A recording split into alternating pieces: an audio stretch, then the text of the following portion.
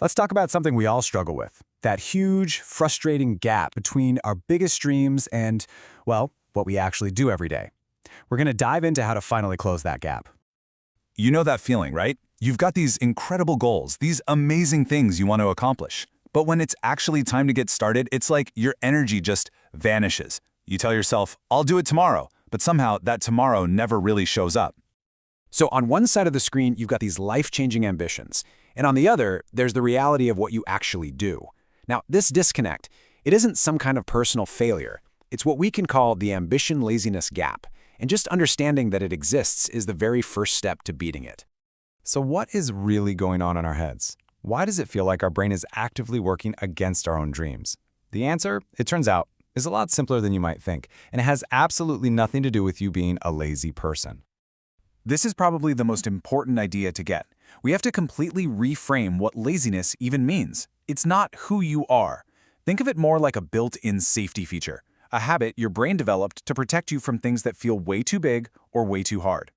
I mean, at its most basic level, your brain is programmed to do two things: avoid pain and find comfort. So when you think about something huge, like writing a 200-page book, your brain just goes, whoa, that sounds like a ton of work. That sounds like pain.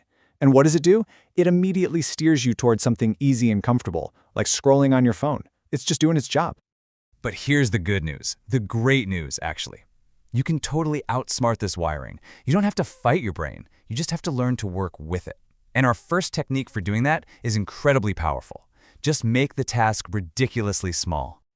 This right here is a total game changer for your mindset. So often, we get stuck because we're obsessed with the perfect finished product, and that pressure paralyzes us. So forget about perfection. The real key is just to make one tiny bit of progress. Those small wins are what build momentum, and that's what really carries you forward. Let's go back to writing a book. The thought of 200 pages? That's terrifying. But writing just one sentence? Hey, anyone can do that. And this works for anything. You want to learn guitar? Don't think about playing a whole song. Just practice one chord for a minute. You're basically lowering the barrier to entry so much that your brain doesn't even have a reason to fight back. Okay, on to our second technique. Once you've made the task small enough that it's not scary anymore, the next move is to make it automatic. This is where you stop trying to force yourself to do things and instead, you build systems that do all the heavy lifting for you.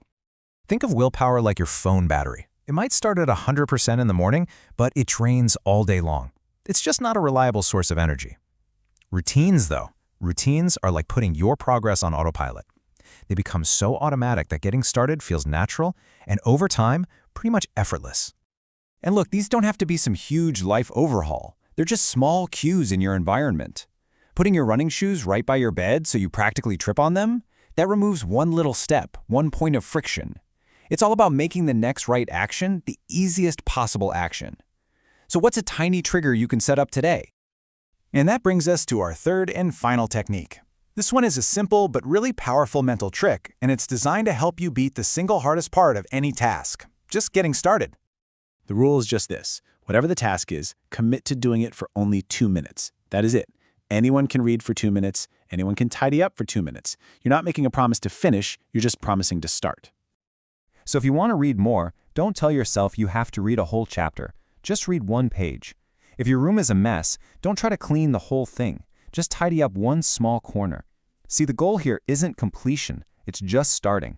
You're just trying to get the ball rolling. Because that first little push is everything. You know, an object at rest stays at rest, right? But once it's in motion, it tends to stay in motion. What you'll find is that after you've done your 2 minutes, it's often easier to just keep going than it is to stop.